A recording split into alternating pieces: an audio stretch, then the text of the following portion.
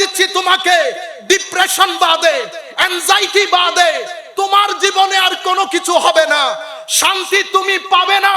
পৃথিবী শান্তি পায় নাই, আমেরিকা পায় নাই, ইংল্যান্ড পায় নাই, অস্ট্রেলিয়া পায় নাই, কানাডা পায় নাই, সব কিছু আছে, শান্তি নাই। সাকিনা আল্লাহর পক্ষ থেকে আসে, ওয়াল্লাযী আনজালাস সাকিনাতা ফি কুলুবিল মুমিনিন। আল্লাহ মুমিনের অন্তরে সাকিনা ঢেলে দেয়। সাকিনা ঢালার জন্য আপনার ব্যক্তি জীবন, আপনার সমাজ জীবন, আপনার পারিবারিক জীবন যদি আপনি রাসূলে পাকের আখলাকের মধ্যে নিজেকে ফানা করতে পারেন, তো বান্দার বাকা নসিব হয়। কি নসিব হয়? বাকা। সম্মানিত উপস্থিতি, এভাবে আপনি যখন কোরআনে পাকের সুহবতে বসে কোরআন থেকে নূর আহরণ করেন, তো নূর কিভাবে আহরণ করেন? হে যুবক, পৃথিবীকে আল্লাহ খাইর এবং শার দিয়ে ডিজাইন করেছেন। খাইর এবং শার।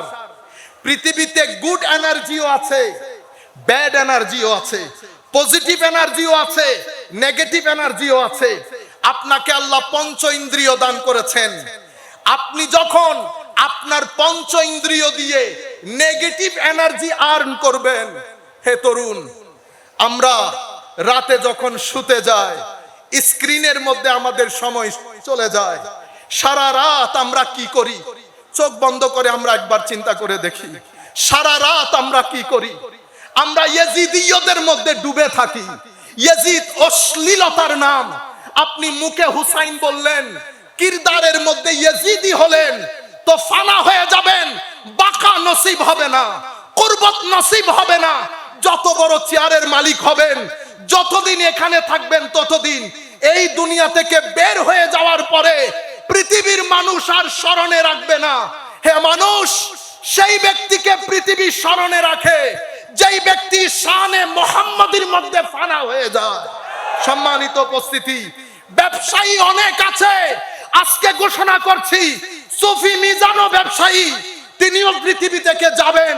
পৃথিবী দেখবেন বাঁকা কাকে বলে, জান্ডা কিভাবে উত্থিত হবে আপনারা তার মৃত্যুর পরে দেখবেন। যারাই আমার নবীর শানে, সাহাবার শানে, আলে রাসূলের শানে ওলি বুজুর্গদের নিসবত নিয়ে পৃথিবী থেকে যান, তাদের কোনো মরণ নাই। সম্মানিত উপস্থিতি, আপনি যখন গুড এনার্জি আর্ন করেন, চোখ দিয়ে ভালো জিনিস দেখেছেন, মুখ দিয়ে ভালো বলেছেন, বেটা আপনারা যখন বন্ধু বান্ধব নিয়ে একসাথে বসেন, কি করেন আপনারা চিন্তা করে দেখেন। রাষ্ট্র কখনো ভালো হবে না আমি ভালো না হলে। বলেন তো দেখি, সকাল থেকে বিকাল পর্যন্ত আমরা কয়জন মানুষকে ঠকাই? আপনি কিরদারের ক্ষেত্রে ইয়েজিদি হবেন, আপনি কি করে আশা করবেন রাষ্ট্র হুসাইনি হবে? ব্যক্তি থেকে পরিবার, পরিবার থেকে সমাজ। ব্যক্তির মধ্যে হুসাইনিয়ত থাকলে পরিবারের মধ্যে হুসাইনিয়ত থাকবে, সমাজের মধ্যে হুসাইনিয়ত থাকলে রাষ্ট্রের মধ্যে হুসাইনিয়ত থাকবে। সুতরাং হুসাইনিয়ত একটা জীবন আদর্শ, সেটা লালন করতে হয়। সেটা শুধুমাত্র পরকালের জন্য না। আপনি পৃথিবীতে যদি একটা সুন্দর জীবন যাপন করতে চান, এই রাস্তা বাদে আপনার কাছে দ্বিতীয় কোনো অপশন নাই। এটা চয়েস না, এটা আপনার কোয়েশ্চেন অফ সার্ভাইভাল, এটা আপনার জরুরিয়ত। এমন না করলে করলাম, না করলে নাই। সম্মানিত উপস্থিতি, আপনি যখন পজিটিভ এনার্জি আর্ন করবেন, পজিটিভ এনার্জি আর্ন করবেন, তখন আপনার ভিতরের যে তবিয়ত, একটা শরীয়ত, একটা তবিয়ত। শরীয়ত কি? শরীয়ত হচ্ছে ডুস এন্ড ডোন্টস। এটা করবেন, এটা করবেন না। শরিয়া যখন ইউরোপ কান্ট্রিতে শুনে, আমি একটা প্রোগ্রামে ছিলাম, আমি যখন দ্য ভেরি ওয়ার্ড শরিয়া বলেছি, আমার প্রধান অতিথি যিনি, উনি ভয় পেয়ে গেছেন। ইন্না লিল্লাহ। প্রপাগান্ডা হয়েছে, প্রপাগান্ডা। আমাদের কারণে, আমাদের বক্তব্যের কারণে প্রপাগান্ডা কি হয়েছে? উগ্রতা। শরিয়া মানি হাত কেটে দেওয়া, শরিয়া মানি পাথর নিক্ষেপ করা। আমি যখন বলেছি the main higher objective of Sharia, it is called jalbul masalih wa dar'ul mafasid মানুষকে ক্ষতির হাত থেকে বাঁচানো এবং মানুষের উপকার বিধান করা, এটা শরীয়তের হায়ার অবজেক্টিভ। এই কারণে শরীয়ত 5টা অবজেক্টিভ সেট করেছে। শরীয়তের মেইন অবজেক্টিভ হচ্ছে মানুষের দ্বীন, মানে ফ্রিডম অফ রিলিজিয়ন, আপনার ধর্মের স্বাধীনতা বিধান করা, এস্টাবলিশ করা। লা ইকরাহা ফিদ্দীন বলে, ধর্মের মধ্যে কোনো বাধ্যবাধকতা নাই বলে ইসলাম, আপনার শরীয়ত এই ধর্মের স্বাধীনতাটাকে মেইন মকসদ হিসেবে ঘোষণা করেছেন। শরীয়তের দ্বিতীয় মকসদ হচ্ছে আপনার জীবন রক্ষা করা। আপনার জীবন রক্ষা করার জন্য শরীয়ত আইন দিয়েছেন। কেউ যদি আপনাকে হত্যা করে, তাকে হত্যা করাটা অবশ্যম্ভাবী ঘোষণা করেছে, just two protect your life. তৃতীয় শরীয়তের হায়ার অবজেক্টিভ আপনার মাল রক্ষা করা, যেন আপনার মাল কেউ অন্যায়ভাবে বক্ষণ করতে না পারে। সে কারণে অন্যায়ভাবে মাল বক্ষণ করলে শরীয়ত একটা কঠোর শাস্তির বিধান করেছে। শরীয়তের আরেকটা মেইন অবজেক্টিভ হচ্ছে আপনার সম্মান রক্ষা করা। শরীয়তের আরেকটা মেইন অবজেক্টিভ হচ্ছে আপনার বংশকে পবিত্র রাখা। সেই কারণে শরীয়ত একটা বিয়ের ব্যবস্থা করেছেন যাতে আপনার নসল পবিত্র থাকে।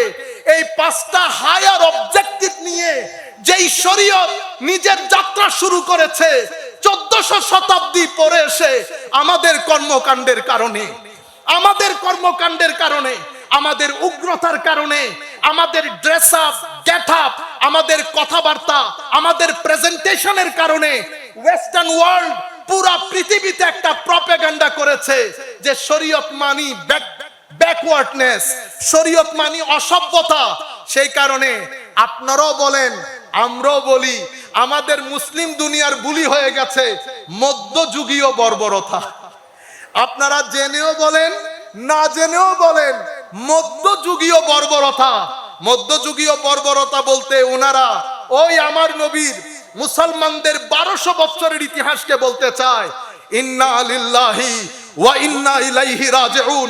সেই মধ্যযুগীয় বর্বরতা যখন আমার নবী শুরু করেছেন, মদিনা শরীফ, মক্কা শরীফে 23 বছর, মক্কা শরীফে 13 বছর, মদিনা শরীফে 10 বছর, টোটাল 23 বছর। আমার নবী মদিনাতে ঢুকেছেন, মদিনার টোটাল বাউন্ডারি ছিল 15,000 স্কয়ার ফিট। হযরত শেখ ডক্টর হামিদুল্লাহ ওনার কিতাবের মধ্যে এই সংখ্যাটা উল্লেখ করেছেন। আর আমার নবী যেদিন দুনিয়া ছেড়ে চলে যাচ্ছেন, যাকে আপনারা মধ্যযুগীয় বর্বরতা বলেন, আমার নবী দুনিয়া ছেড়ে চলে যাচ্ছেন, ইসলাম ফ্রান্সের মধ্যে ঢুকে গেছে। মদিনা শরীফের আয়তন হয়েছে কত? 15 লক্ষ স্কয়ার ফিট। 15,000 স্কয়ার ফিটের মদিনা 15 লাখ, মতান্তরে 12 লাখ স্কয়ার ফিটের মদিনা হয়েছে। আমার নবীর 87টা ছোট বড় যুদ্ধের মধ্যে মানুষ মারা গেছে মাত্র 4 থেকে 500 জন। এই হচ্ছে মধ্যযুগীয় বর্বরতা। আমার নবীর এই শরীয়ত কেন দিয়েছে, এটা গুরুত্বপূর্ণ। এটা তো আমি আপনাদের দৃষ্টি আকর্ষণ করব। শরীয়ত দিয়েছে তবিয়ত পরিবর্তনের জন্য। তবিয়ত হচ্ছে আপনার স্টেট অফ মাইন্ড। আপনি মিথ্যা বলেন, মিথ্যা সত্যে পরিণত হবে। আপনি অভদ্রতা ভদ্রতায় পরিণত হবে। আপনি অহংকারী, অহংকার নিরহংকারে, সাবমিসিভনেসে, জেন্টলনেসে, হাম্বলনেসে পরিণত হবে। এই যে নেগেটিভ থেকে পজিটিভ আপনার পার্সোনালিটির, ব্যক্তিত্বের যে ট্রান্সফরমেশন, সেটা শরীয়তের মাধ্যমে হয়। নামাজ পড়ব, গালি দিব, শরীয়ত পালন করেছি, তবিয়ত পরিবর্তন হয় নাই, শরীয়ত মিলিংনেস হয়ে যাচ্ছে। নামাজ পড়ি, মাদ্রাসার মধ্যে ছোট ছোট ছেলেদের সাথে অভদ্র আচরণ করি, শরীয়ত পালন করেছেন, শরীয়ত তবিয়ত পরিবর্তন করে নাই। সম্মানিত উপস্থিতি, হায় হায়, এই শিক্ষা কে দেয়? এই শিক্ষা কোন মুফতি সাহেব দেবেন না। কারণ মুফতি সাহেবের কাজ হচ্ছে কোনটা জায়েজ, কোনটা নাজায়েজ, কোনটা করবেন, কোনটা করতে পারবেন না, এতটুকুন আপনার পর্যন্ত পৌঁছিয়ে দেওয়া।